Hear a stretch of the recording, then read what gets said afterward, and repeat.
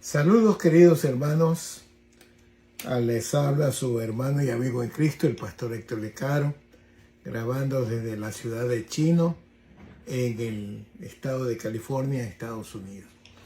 Un abrazo fraterno, una verdadera bendición estar en contacto con ustedes, especialmente en esta temporada donde el pueblo cristiano se regocija ante la realidad de recordar el nacimiento de Cristo Jesús y su ministerio terrenal como hombre aquí en la tierra, el Emmanuel, Dios con nosotros. Así que es una verdadera bendición estar en contacto con ustedes y poder felicitarlos, animarlos, exhortarlos en el amor de Cristo a que veamos con ojos bíblicos el nacimiento de Cristo Jesús. Vamos entonces a orar, a pedir al Señor que nos bendiga. Vamos a inclinar nuestros rostros, vamos a orar. Señor y Padre nuestro que estás en los cielos, te bendecimos, te alabamos, Señor. Te agradecemos por todos y cada uno de tus favores y misericordias para con nosotros. Y sobre todo la gracia que nos das al poder estar en contacto el uno con el otro en las diferentes regiones, Padre, para ensalzar tu nombre, para inquirir en tu justicia, Señor, en abordar tu santa palabra. Rogamos que tu Santo Espíritu nos guíe, nos recuerde, nos enseñe y nos lleve hacia toda verdad, Padre. Gracias, en nombre de Cristo Jesús. Amén. Bien, hermanos, les ruego abrir en sus Biblias en la primera carta del apóstol Pablo a Timoteo, 1 Timoteo 3:16. 1 Timoteo 3:16. Permítame leerle. Dice así la palabra del Señor. E indiscutiblemente grande es el misterio de la piedad. Dios fue manifestado en carne, justificado en el Espíritu, visto de los ángeles, predicado a los gentiles, creído en el mundo y recibido arriba en gloria. Y queremos meditar sobre el tema ¿por qué celebramos la Navidad? Una vez más, ¿por qué celebramos la Navidad? Estamos, si ustedes quieren, hermanos, a pocas horas de celebrar la Navidad. El comercio despliega toda su habilidad para vender los productos. La mayoría de las personas se prepara con tiempo y entusiasmo para esta gran fiesta. Se ha comprado regalos y se compra regalos para la familia, para los amigos, bueno, para los compañeros de trabajo, etc. Tarjetas de Navidad.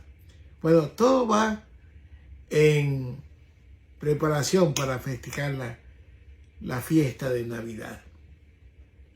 La gran mayoría de las personas celebran la Navidad alegrándose los unos a los otros, compartiendo regalos los unos con los otros.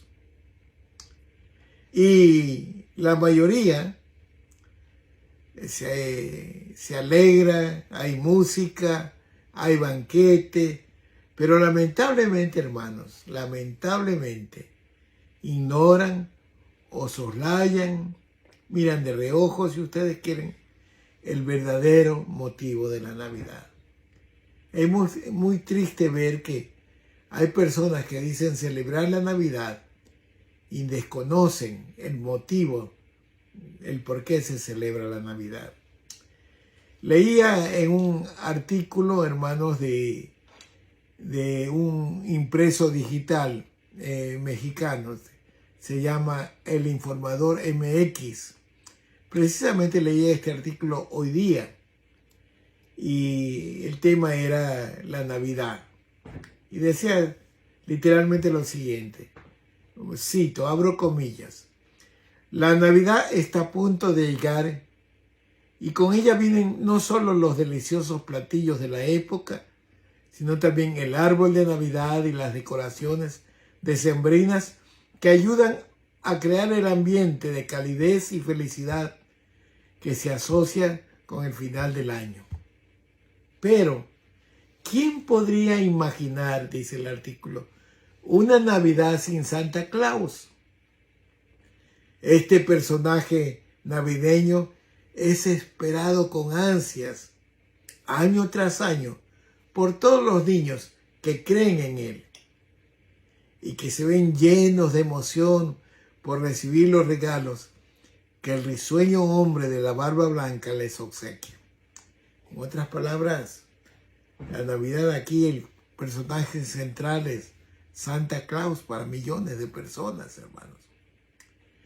También leía en un boletín oficial del Gobierno de México un artículo que tenía como objetivo preservar la cultura religiosa mexicana. Y entre las cosas que citaba lo que se conoce como la tradición de la rosca de Reyes. Muy bien.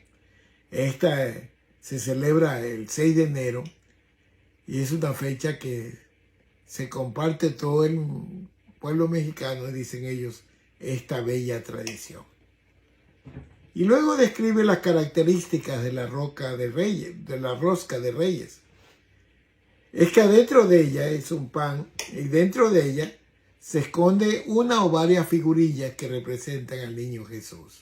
Unos muñequitos muy diminutos que se esconden entre las masas del pan. Y quien encuentre uno de ellos al cortar la emblemática rosca, hermanos, deberá invitar a todos los asistentes a comer tamales y otros platillos y bebidas el día 2 de febrero, donde se celebra el Día de la Candelaria. De acuerdo con la tradición, esto genera abundancia de bendiciones para las personas que hayan encontrado al niño y hayan cumplido con su deber como padrinos de costear la fiesta o la comida, ¿verdad? Es una lástima. Aquí el centro es el muñequito, el chiquito. Según ellos, el que da las bendiciones cuando el padrino paga la comida para los vecinos. Bueno, aquí vemos, hermanos, que se distorsiona el concepto de la Navidad. Pero hay otra gente que no solo distorsiona el concepto de la Navidad, sino que se opone a que se celebre la Navidad. Déjeme citarle un artículo de una revista que se llama La Atalaya, en el número 6 del año 2017. Esta revista es auspiciada por los llamados testigos de Jehová. Bueno, dice así, cito, abro comillas: la Navidad es la celebración de un cumpleaños. Y los primeros cristianos no seguían esa costumbre pagana. Además, la Biblia nos dice que Jesús en ninguna parte que se debe celebrar la Navidad. En vista de todo esto, millones de cristianos en todo el mundo han decidido que la Navidad no es para ellos. Cierro comillas. Como ven, hermanos, aquí están abiertamente opuestos a la Navidad porque, según ellos, es celebrar un cumpleaños y ese es el pecado que ellos aluden. Cuando leía esta parte de este artículo me acordaba de cuando fue anunciado el nacimiento de Jesús a los pastores. Un coro de ángeles, hermano, cantaba alabanzas y gloria a Dios porque había nacido el niño Jesús. Y paz en el cielo como en la tierra a los hombres de buena voluntad. Y bueno, se celebró la Navidad y ellos desconocen, estos ya mal llamados testigos, que desconocen lo que es gozarse con el nacimiento del Salvador del mundo. Pero así es. Por eso, hermanos, queremos tratar el tema: ¿por qué celebramos la Navidad? Y teniendo como base el versículo que hemos dado lectura. Vamos a repetir el versículo para que se nos grabe, porque lo vamos a examinar texto por texto. Dice: e indiscutible, grande es el misterio de la piedad. Dios fue manifestado en carne, justificado en el Espíritu, visto de los ángeles, predicado a los gentiles, creído en el mundo y recibido arriba en gloria. Así que vamos con la presencia del Señor, con la ayuda del Espíritu Santo, a tratar de meditar en estos versículos. Comencemos con la primera declaración del apóstol Pablo, que dice: e indiscutible, grande es el misterio de la piedad. Este texto que hemos escogido, hermanos, para nuestra meditación, no es un relato de los evangelios sobre el nacimiento de Jesucristo. Generalmente en Navidad se habla solamente del nacimiento del Señor Jesús y se queda ahí en el pesebre y en el recuerdo de la gente, el nacimiento de un niño, de un niñito.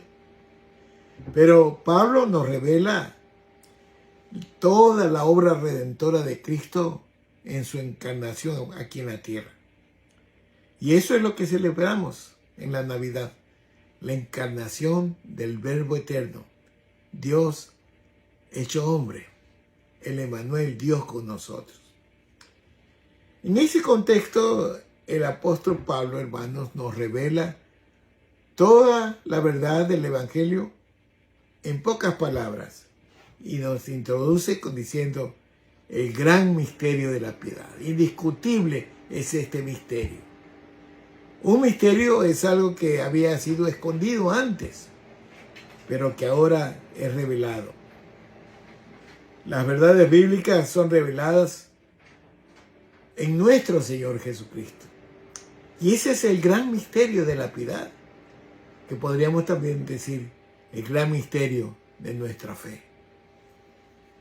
Bueno, ese fue el tema con el cual introdujo Pablo esta serie de conceptos doctrinales sobre el ministerio del Señor Jesús. Y comienza diciendo: Dios fue manifestado en carne. Uno de los pilares del cristianismo es el hecho que el mismo Dios se hizo carne, o sea, vino a ser parte de la humanidad, el Creador visitando a las criaturas. Esto es uno de los misterios más grandes que existen. Nunca en la historia se había visto esto, ni se verá otra vez según las Escrituras. Jesucristo no se manifestó como un espejismo, como algunos han creído en su error. Jesucristo se hizo hombre para ser parte de la creación y como hombre poder redimir al ser humano de la esclavitud del pecado. Vamos a aseverar esto y a comprobar con la palabra de Dios. Juan 1:14 dice: y aquel verbo fue hecho carne y habitó entre nosotros y vimos su gloria como del unigénito del Padre, lleno de gracia y de verdad. Habitó entre nosotros, vino a esta tierra. Gálatas 4:4 dice: pero cuando vino el cumplimiento del tiempo, Dios envió a su Hijo, nacido de mujer y nacido bajo la ley. Estamos aseverando la encarnación de Cristo, la humanidad de Cristo. Lucas 2:11 dice: que os ha nacido hoy en la ciudad de David un Salvador, que es Cristo el Señor. Qué interesante, hermano. Yo no sé cómo hay mentalidades que no se gozan con esta realidad y más bien se vuelven enemigos de la cruz, los anticristos modernos. Muy bien, aclaramos una vez más, hermanos, que Jesucristo es Dios. De ahí que Dios se manifestó en carne. El Evangelio según San Juan, hermanos, comienza muy diferente a los evangelios de Mateo, Marcos y Lucas, los cuales hablan comenzando con el nacimiento de nuestro Señor. A estos evangelios, a estos tres evangelios, Mateo, Marcos y Lucas se lo conoce como evangelios sinópticos, porque son paralelos y mutuas sus concordancias. Contienen una afinidad y semejanza en cuanto al orden de la narración de los hechos de la vida de Jesús. Pero el apóstol Juan comienza su evangelio hablando de la eternidad de Jesucristo como el Hijo de Dios o el Hijo de Dios. Veremos cómo comienza Juan el evangelio. Juan capítulo 1, versos del 1 al 5. Dice así: en el principio era el verbo y el verbo era con Dios y el verbo era Dios. Este era en el principio con Dios. Todas las cosas por él fueron hechas y sin él nada de lo que ha sido hecho fue hecho. En él estaba la vida y la vida era la luz de los hombres. La luz en las tinieblas resplandece y las tinieblas no prevalecieron contra ella. Entonces mire, la eternidad del Hijo de Dios está bien clara y su igualdad con el Padre, ¿no? En el principio era el verbo y el verbo con Dios y el verbo era Dios, ¿verdad? Entonces, y se nota que Jesucristo es el creador de todas las cosas. Jesucristo es la luz del mundo. Y es por medio de su encarnación que Jesucristo vino a dar la vida por los pecadores, es decir, por usted y por mí. Bien, entonces Jesucristo manifestado en carne, la primera parte del desarrollo de este texto por Pablo. Luego dice justificado en el Espíritu. Debemos recordar, hermanos, que el plan de la encarnación del Hijo de Dios era morir en la cruz del Calvario. Ese era el plan. Ahí era donde todas las cosas se iban a consumir. Jesucristo, en consecuencia, vino a dar su vida por todos los pecadores. Justificado en el Espíritu, en este contexto, significa que el Espíritu Santo proporcionó todas las evidencias de que Jesucristo era el Hijo de Dios. Evidencias que Jesús es el Salvador del mundo, el Mesías, el que había sido prometido en las Escrituras antiguas.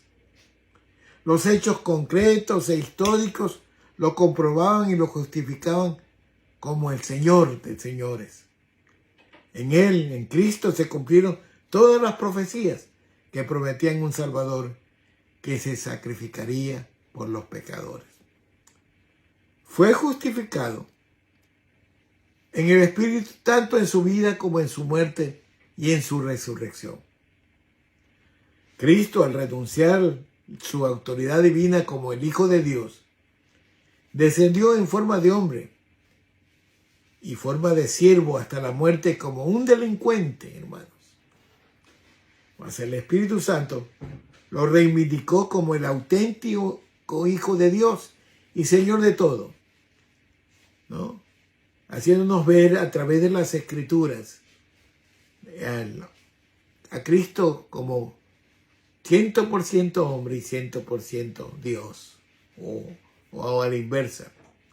Hermanos, entonces, ¿cómo se revela el Espíritu Santo? ¿Cómo da las pruebas? Es a través de las Escrituras. Acordémonos que el Espíritu Santo inspiró las Escrituras. Vamos a ver esto. Primera de Pedro 3:18. Dice, porque también Cristo padeció una sola vez por los pecados, el justo por los injustos, para llevarnos a Dios, siendo la verdad muerto en la carne, pero vivificado en espíritu. Romanos 1:3-4 dice, acerca de su Hijo, nuestro Señor Jesucristo, que era del linaje de David, según la carne, que fue declarado Hijo de Dios con poder, según el Espíritu de Santidad, por la resurrección de entre los muertos. Y luego certifica la presencia del Espíritu Santo en la segunda carta del apóstol Pedro, capítulo 1, verso 2, dice, porque nunca la profecía fue traída por voluntad humana, sino que los santos hombres de Dios, hablaron siendo inspirados por el Espíritu Santo. En otras palabras, hermanos, el Espíritu Santo ratificó, comprobó con las Escrituras lo que era Cristo Jesús. El divino 100% y el humano 100%, que vino a este mundo a dar su vida por los pecadores. Bien, el apóstol Pablo sigue diciendo, justificado en el Espíritu, y luego dice, visto por los ángeles.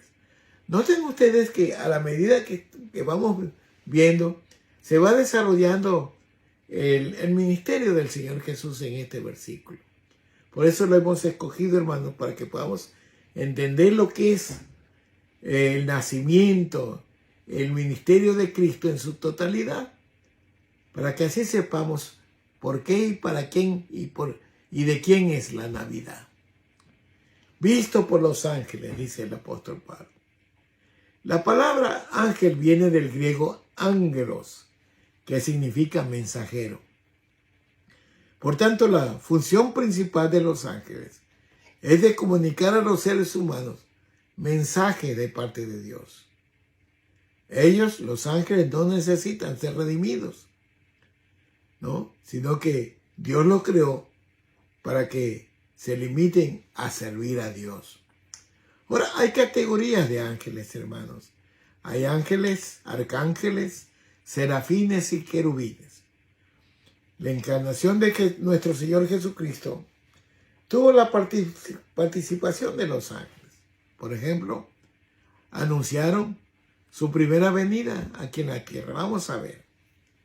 El ángel anuncia a José.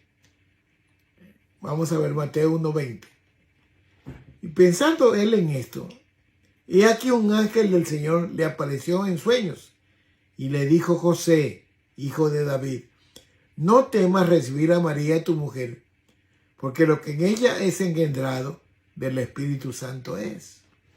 Aquí vemos que José recibe directamente la noticia de parte de un ángel. Porque se podría estipular, hermanos, que José, al ver a su amada novia salir encinta, se iba a poner celoso. Iba a haber problemas ahí, a lo mejor se iba a alejar.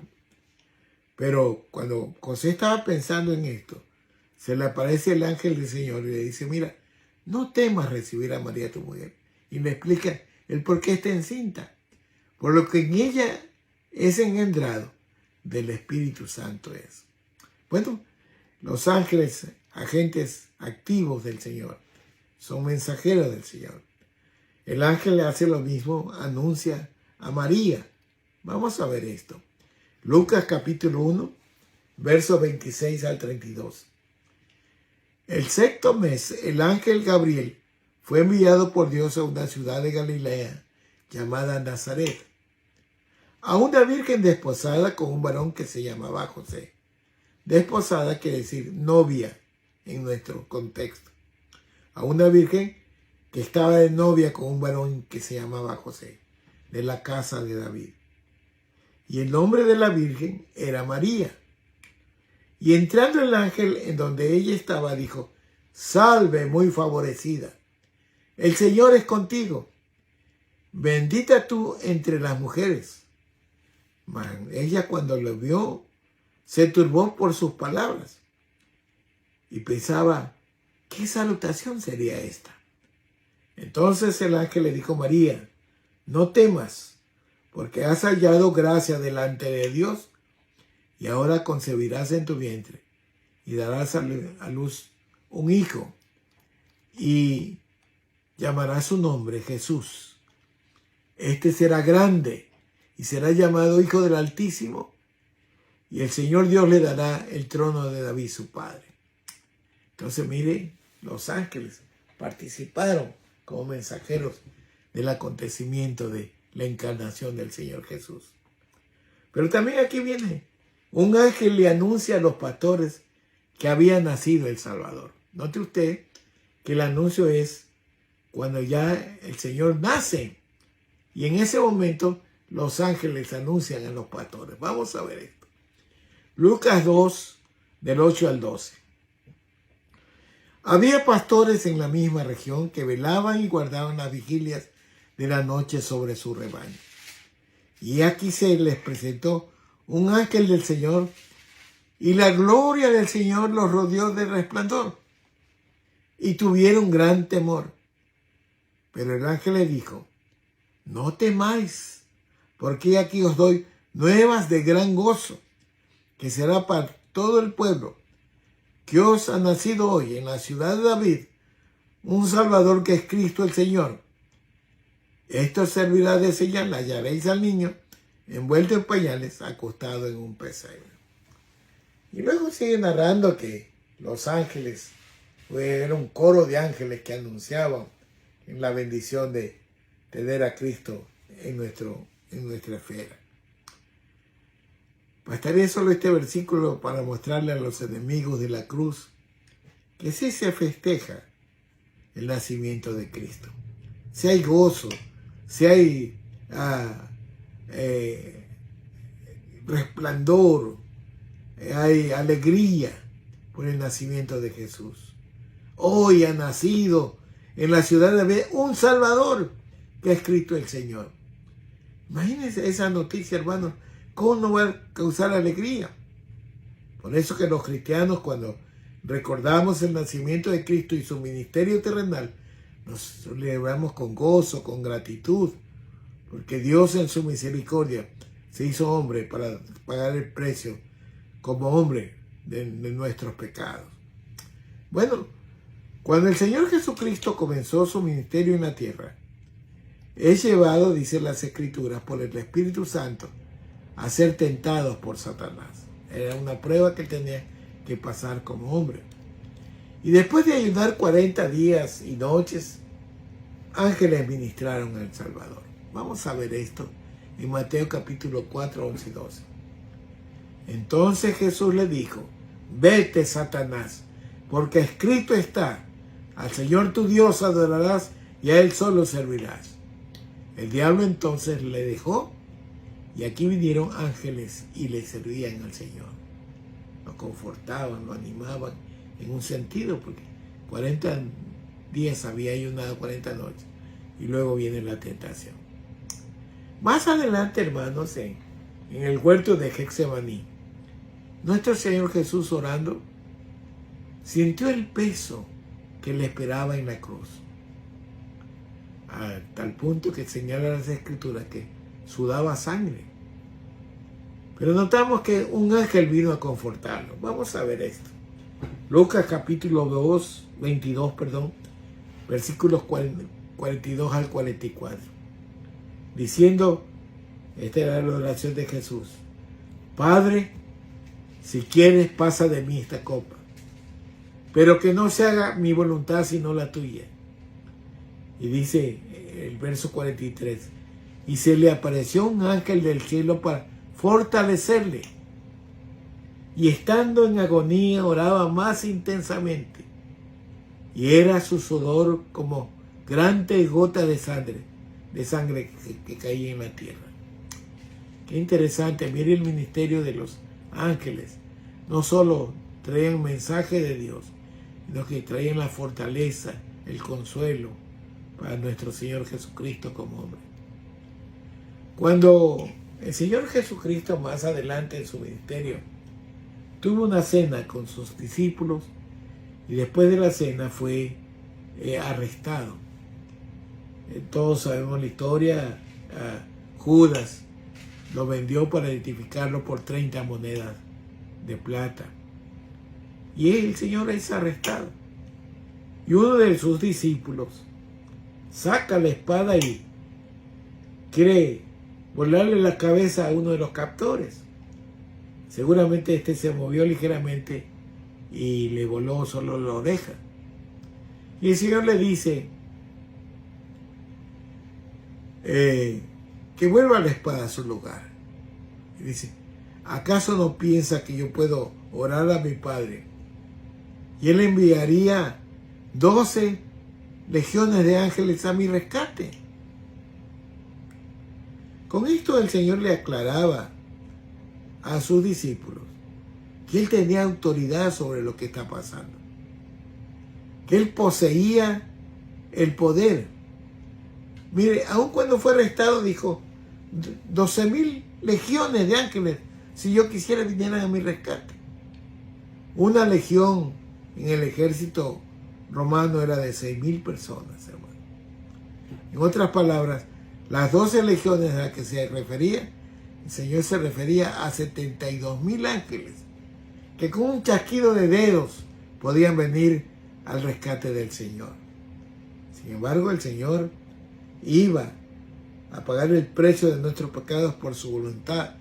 Dice que se hizo obediente, se humilló hasta la muerte por el rescate nuestro en la cruz del Calvario. Bueno, eso fue, hermanos, cuando fue arrestado.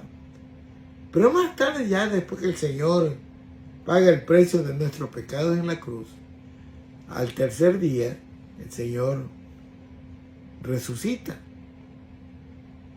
Y esa resurrección fue anunciada por los ángeles que se había dado a cabo. Vamos a ver esto. Lucas 24, del 1 al 8. El primer día de la semana, muy de mañana, vinieron al sepulcro trayendo las especies aromáticas que habían preparado, y algunas otras mujeres con ellas. Y hallaron removida la piedra del sepulcro, y entrando, no hallaron el cuerpo del Señor Jesús. Aconteció que cuando estaban perplejas por esto, y aquí se pararon junto a ellas 2 varones con vestiduras resplandecientes. Y como tuvieron temor y bajaron el rostro a tierra, les dijeron, ¿por qué buscáis entre los muertos al que vive? No está aquí, sino que ha resucitado. Ha resucitado. Acordaos de lo que os habló cuando aún estaba en Galilea, diciendo, es necesario que el Hijo del Hombre sea entregado en manos de hombres pecadores y que sea crucificado y resucite al tercer día. Entonces ellas se acordaron de su palabra. Miren ustedes, hermanos, cómo en un solo versículo, en un solo párrafo, por decirlo así, el apóstol Pablo nos está narrando todo el ministerio del Señor. Fue visto por los ángeles, se asistió por los ángeles. Y luego sigue el versículo diciendo, fue predicado a los gentiles. El Señor Jesucristo en su encarnación ministró al pueblo de Israel. Pero fue la triste realidad de que a los suyos vino y los suyos no lo recibieron, lo despreciaron. Prefirieron las tinieblas que la luz, hasta el punto que lo crucificaron. Pero el Señor tenía un mensaje también para el pueblo no judío, que es llamado como el pueblo gentil. Y escoge al apóstol Pablo para que sea el predicador, el que lleve el mensaje a los gentiles de salvación. Vamos a ver esto. Juan 10, 16. Dice el Señor, tengo también otras ovejas que no son de este redil, es decir, no eran los judíos. Aquellas también debo traer, y oirán mi voz, y habrá un rebaño y un pastor. Por eso me ama mi Padre, porque yo pongo mi vida para volverla a tomar. Nadie me la quita, sino que yo de mí mismo la entrego. Tengo poder para ponerla y tengo poder para volverla a tomar. Este mandamiento recibí de mi Padre. Luego, la palabra de Dios nos habla que ese otro rebaño eran los gentiles. Los gentiles eran aquellos que no eran judíos. Vamos a ver Romanos capítulo 15, versículos del 7 al 12. El evangelio hacia los gentiles. Por tanto, recibíos los unos a los otros, como también Cristo nos recibió para gloria de Dios.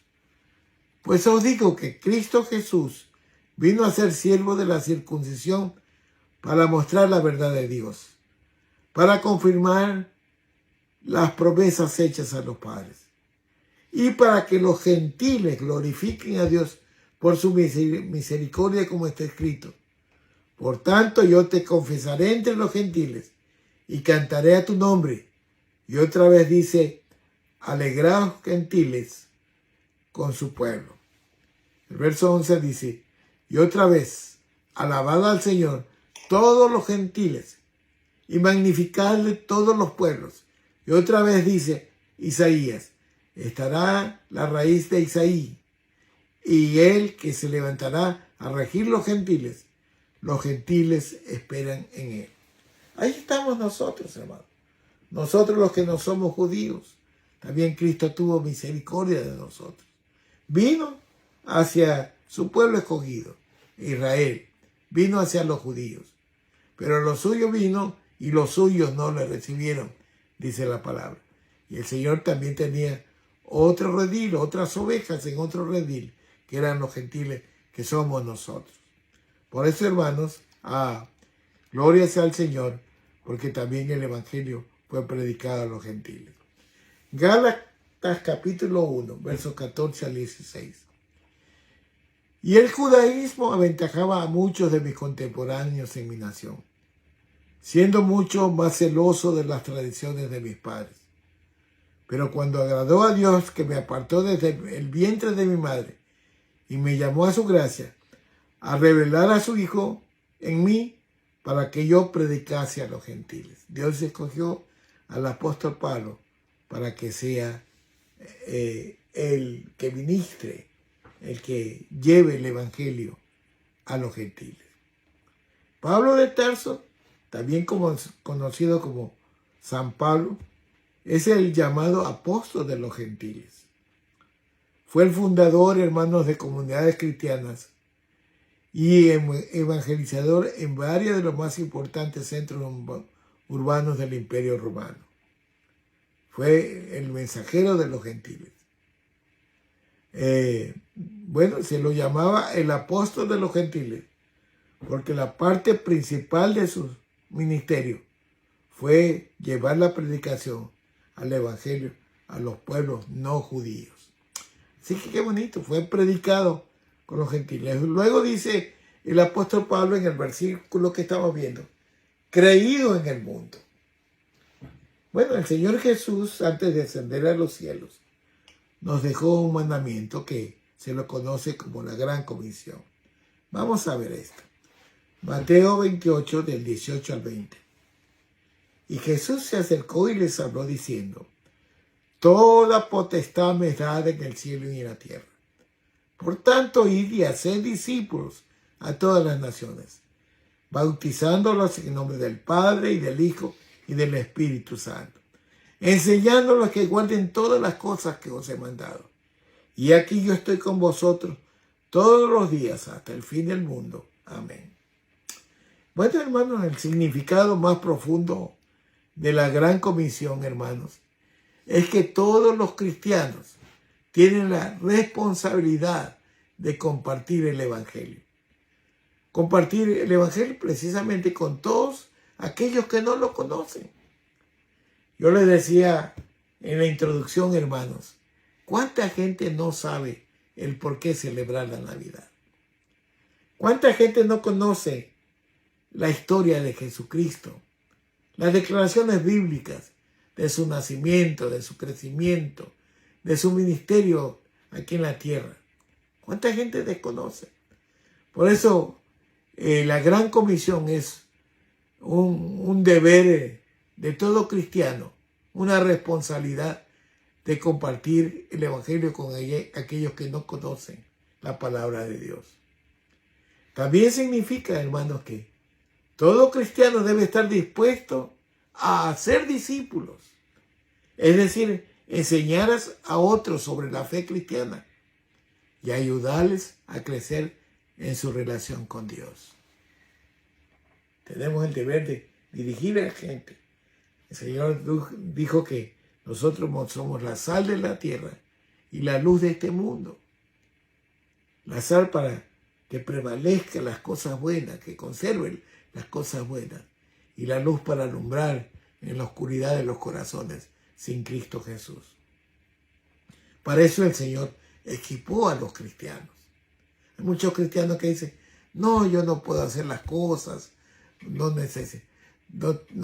tengo ganas de hablar, no me salen las palabras. Pero miren lo que nos dice el libro de los Hechos de los Apóstoles, en el capítulo 1, verso 8. Pero recibiréis poder cuando haya venido sobre vosotros el Espíritu Santo, y me seréis testigos en Jerusalén, en toda Judea, en Samaria y hasta el último de la tierra. Mire, el Señor no nos lanza a la predicación para que cada uno haga lo posible, ¿no?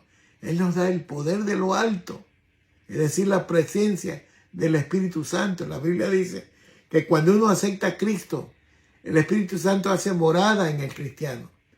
La palabra dice, vosotros sois el templo del Espíritu Santo. Es decir, no hay excusa para no ser responsables y dejar de compartir el Evangelio a otros. Romanos 1:16 dice, porque no me avergüenzo del Evangelio, porque es poder de Dios para salvación a todo aquel que cree. Mire, debemos tener la convicción de que cuando damos la palabra estamos dando el poder de Dios para que esa gente se transforme, para confrontarse con la verdad de Dios y que escoja que con esperanza del Señor, que esa gente se arrepiente y acepte a Cristo en su corazón. La gran comisión, hermanos, se hace posible por el poder del Espíritu Santo en el creyente. Debemos ser testigos de Cristo, cumpliendo la gran comisión en nuestras ciudades. Se estima que Jerusalén es los más allegados a nosotros, los que están más cerca de nosotros, la familia. Judea se extiende a nuestras amistades, a nuestras comunidades. Y luego Judea, Samaria y los confines de la tierra es donde el Señor nos lleve. Siempre debemos ser la luz del Evangelio para la oscuridad de la gente que está en pecado. Mateo 24:14 dice, y será predicado este Evangelio del reino en todo el mundo, para testimonio a todas las naciones. Entonces vendrá el fin. Esa es nuestra misión, predicar el Evangelio. Bueno, el apóstol Pablo, en su última parte, dice que Cristo fue recibido arriba en gloria. Ahora pasamos a la última parte del texto. Este texto con el cual abrimos nuestra meditación. Y la última parte habla de la gloriosa exaltación a nuestro Señor Jesucristo en su retorno a la gloria, en su retorno a la diestra del Padre. Vamos a ver esto. Filipenses capítulo 2, del 9 al 11. Por lo cual Dios también lo exaltó hasta lo sumo y le dio un nombre que es sobre todo nombre, para que en el nombre de Jesús se doble toda rodilla de los que están en los cielos y en la tierra y debajo de la tierra, y toda lengua confiese que Jesucristo es el Señor, para gloria de Dios Padre. Y luego el Salmo 24:7 al 9 nos relata, hermanos, la ascensión de Cristo hacia la gloria después de su ministerio terrenal. Va acompañado de muchos ángeles, escoltado por sus ángeles al cielo. Miremos el Salmo 24:7. Dice, alzad puertas vuestras cabezas, y alzad vosotras puertas eternas, y entrará el Rey de Gloria. Y como que los ángeles quieren animar la ascensión y comienzan y dan un grito, ¿quién es el Rey de Gloria? Jehová el fuerte y el valiente, Jehová el poderoso en batalla. Alzad puertas vuestras cabezas, y alzaos vosotras puertas eternas, y entrará el Rey de Gloria. La ascensión de nuestro Señor Jesucristo, cuando volvía a su gloria, al cielo de los cielos, a la patria celestial. En el libro de Apocalipsis, capítulo 19, del 11 al 16, se nos muestra al Señor Jesús ya en su retorno triunfal acá a la tierra, donde establecerá su reino y llevará a su pueblo a la nueva Jerusalén. Dice, entonces vi el cielo abierto. Apocalipsis 19 del 11 al 16.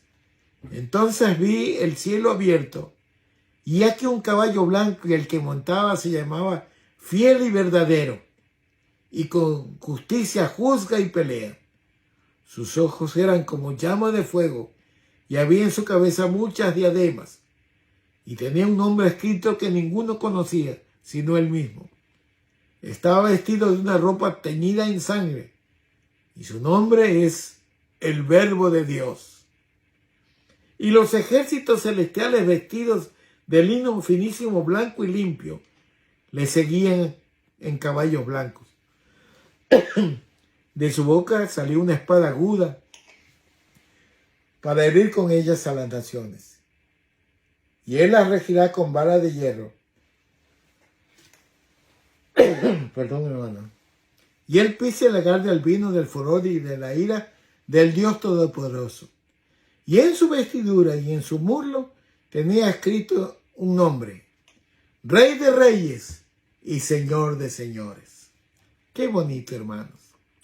Bueno, permítanme concluir, hermanos. Hemos visto el amplio ministerio del Señor. Claro, ha habido síntesis de esto, pero el apóstol Pablo se esmera por darnos todo lo más destacado, si usted quiere, del ministerio del Señor. Iniciamos nuestra meditación sosteniendo, hermanos, que la gran mayoría de las personas desconocen el significado de la Navidad. Celebran Navidad, pero sin tener el motivo de la Navidad, que es el Señor Jesús. Se festejan ellos mismos con regalos, bailes, banquetes y, más triste, festejan a Santa Claus. Y de esa manera ignoran el significado de la Navidad. También hay que tener en claro que hay un desconocimiento de quién es el Señor Jesús. Hay los que se atreven a decir que no existe la Navidad. Qué barbaridad, hermano. Pero nuestro Señor Jesús, en su conocimiento, Él sabe que el hombre necesita salvación y para que tenga salvación necesita conocer al autor y dador y consumador de la fe, que es Cristo Jesús. A aquel que nos fue dado porque no hay otro nombre dado a los hombres por el cual podemos ser salvos. Y por eso el Señor se empeña en decirnos: escudriñad las Escrituras, porque a vosotros os parece que en ellas tenéis la vida eterna, y ellas son las que dan testimonio de mí. Es la palabra del Señor que nos enseña quién es Cristo, hermanos. No es la tradición, no es la imaginación, no es la deducción de los hombres, sino es la palabra de Dios, la verdad de Dios, la que nos indica quién es Jesús. Y en consecuencia, hermanos, podemos, a través de las Escrituras, podemos saber quién es el que se debe festejar en la Navidad. Hemos visto la primera carta a Timoteo 3:16, que nos habla del gran misterio de la piedad, que Cristo se encarnó, el Dios hombre, el Emmanuel, Dios con nosotros, que Cristo fue respaldado por el Espíritu Santo en su ministerio, que fue asistido por los ángeles, que fue predicado a los gentiles, que fue creído en el mundo a través de la gran comisión. También vimos que cuando Cristo regresó a su gloria, bueno, la escolta de los ángeles daban gloria a Dios por la victoria del Rey de las batallas, Cristo Jesús.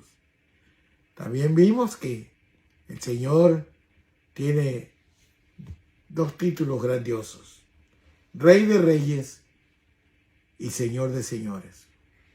Entonces, hemos revisado lo que el apóstol Pablo llama los misterios de Cristo. ¿no? Pero lo más importante, hermanos, es saber qué es lo que usted va a hacer con la verdad bíblica que ha sido explicada. Hay una obra sobrenatural de Dios en el hombre y esa obra se llama arrepentimiento. ¿Qué quiere decir arrepentimiento? Lo malo que antes hacía, hoy aborrezco y vivo una vida para agradar a Dios.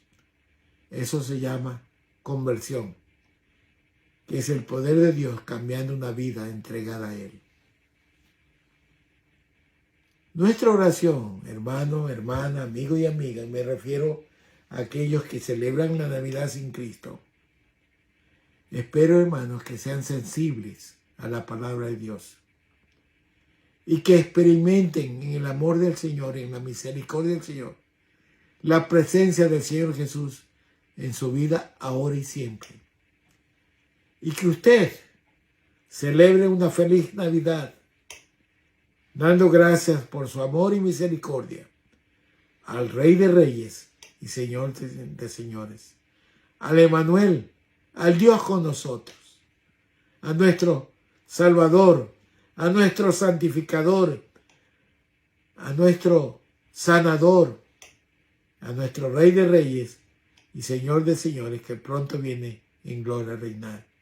Que esa sea una realidad en todos nosotros, para honra y gloria de Dios Padre. Que el Señor los bendiga y pasen una feliz Navidad. Hasta pronto, hermanos. Vamos entonces a orar. Vamos a inclinar nuestros rostros y orar al Señor. Señor y Padre nuestro que estás en los cielos, te damos gracias, Señor, porque tu palabra es viva y eficaz, Señor, y nos lleva a tu toda verdad. Y tú nos explicas, Padre, lo que es la Navidad. Es celebrar la encarnación del Verbo eterno, Jesucristo el eterno, Jesucristo nuestro Salvador, nuestro Señor de señores, el Rey de Reyes, vino a este mundo como hombre a morir por nuestros pecados. Esa es la Navidad para nosotros. Nació nuestro Salvador y lo celebramos gozosos con los ángeles, con el coro de ángeles, porque ha nacido en nuestro corazón también. Padre amado, te damos gracias por el ministerio de Jesucristo aquí en la tierra. Un ministerio donde el Espíritu Santo lo embiste, lo unge para que obre a favor del pueblo, Señor. Hemos visto que los ángeles le servían. Hemos visto, Padre Santo, que Él murió por nosotros en la cruz del Calvario. Hemos visto, Señor, su encarnación, los mensajes de los ángeles a María, a José, al pueblo de Dios, a los humildes de corazón. Padre, también vimos que Dios debe ser exaltado a través de Jesucristo. Toda rodilla debe doblarse en el nombre de Jesús. También vimos que fue recibido en gloria como el victorioso, como el fuerte en batalla. Cristo venciendo la muerte, el pecado y a Satanás en la cruz del Calvario. Padre, nos aprestamos a celebrar tu venida, Padre Santo, la venida de tu Hijo amado. Danos la claridad necesaria, Padre, para saber a quién festejamos, qué celebramos, y que no nos desviemos por las trampas de Satanás, que nos pone a tradiciones, costumbres, todo, que nada tiene que ver con tu palabra. Y aún los anticristos que quieren evitar que se celebre este día, Señor. Bendícenos, Padre, y permite que mis hermanos, mis hermanas, mis amigos y mis amigas capten la verdadera razón de la Navidad. Que sepan en sus corazones darte la honra y la gloria agradeciéndote, Padre, por tu Hijo amado. Que puedan comprender que de tal manera tú amaste al mundo que has dado a tu Hijo unigénito, para que todo aquel que en él cree no se pierda, mas tenga vida eterna. Esa es la Navidad, Señor. Permítenos darte gracias, honrarte por tu misericordia, por tu amor, por tus dádivas. Permítete darte gracias, Señor, porque sin merecerlo, tú nos diste salvación en Cristo Jesús. Gracias por la Navidad. Gracias por el nacimiento de Cristo. Gracias por el ministerio de Cristo. Gracias por la obra redentora de Cristo. Gracias por su sangre bendita derramada en la cruz por nuestros pecados. Gracias, Señor. Permítenos celebrar la Navidad dándote gracias y reconociendo que Jesucristo es el Rey de Reyes y Señor de Señores, para la honra y gloria tuya, Padre. En nombre de Cristo Jesús te lo pedimos y te damos gracias. Amén. Bien, queridos hermanos, que el Señor los bendiga. Estaremos en contacto el próximo miércoles o jueves, Dios mediante. Mientras tanto, firmes y adelante, huestes de la fe, sin temor alguno, que el Señor nos ve. Hasta pronto, hermanos. Que el Señor los bendiga.